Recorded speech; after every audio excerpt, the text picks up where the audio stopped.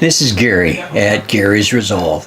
I'm going to share with you some of my ideas that I'm using right now to use my bike full time for short runs to and from the store, other than and in addition to my riding on trails, riding on the street, just getting around in general to go visit friends and things, but actually taking the place of my car in a lot of instances.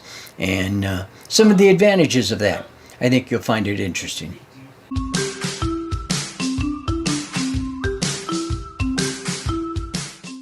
I'm using cycling as my primary means of transportation after retirement.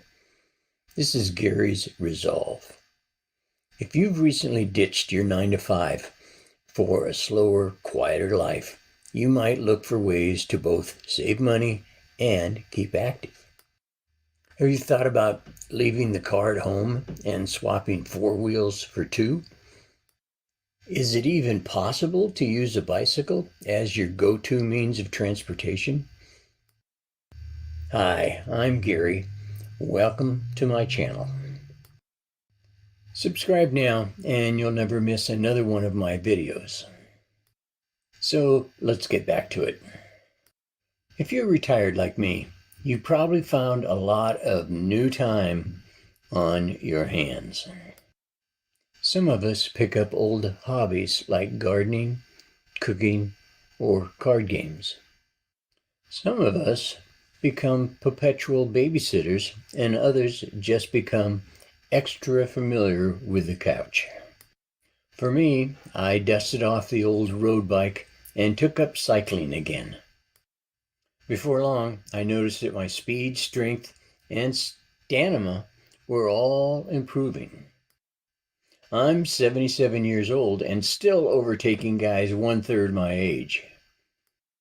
I also realized that my bicycle wasn't just great for exercise. I could get all around almost as quickly and easily as if I were driving. Pretty soon I was attempting to use the bike for all those brief trips I would normally drive. So is using a bicycle as your primary means of transportation doable? And what are the pros and cons? Number 1, location, location, location.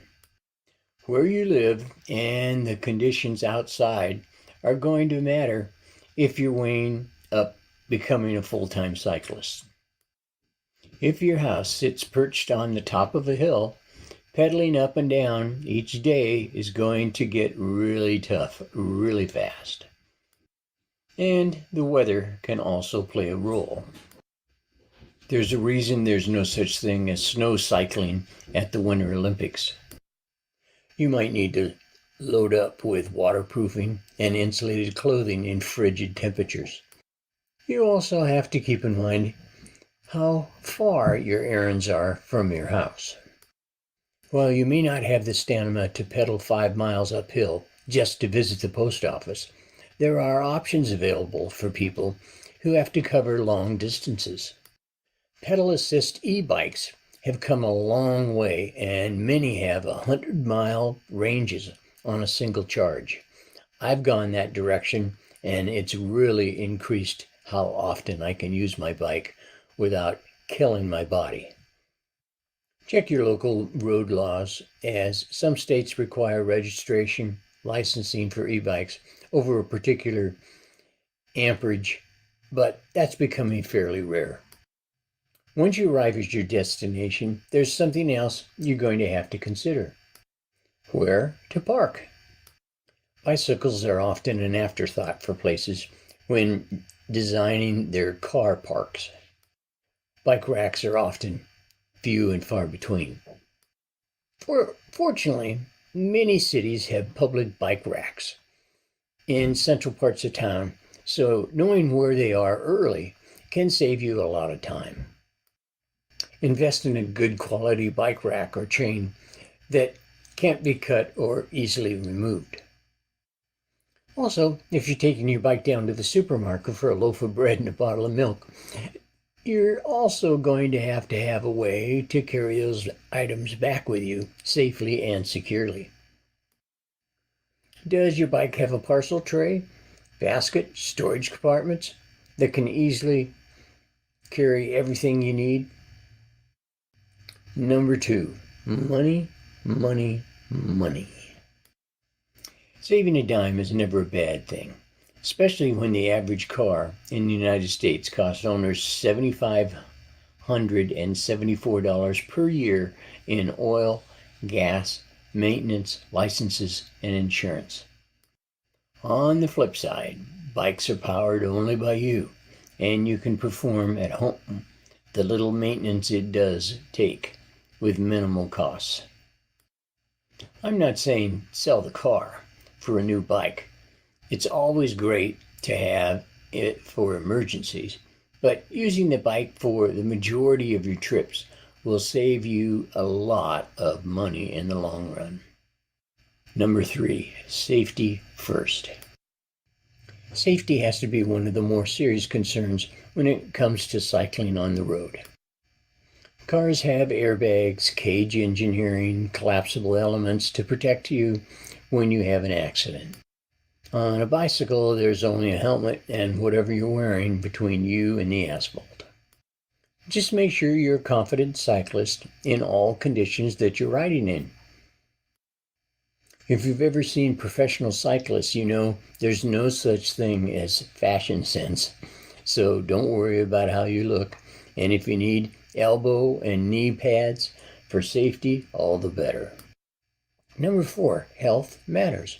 Although there are plenty of benefits of cycling for retirees, there is also a chance of injury.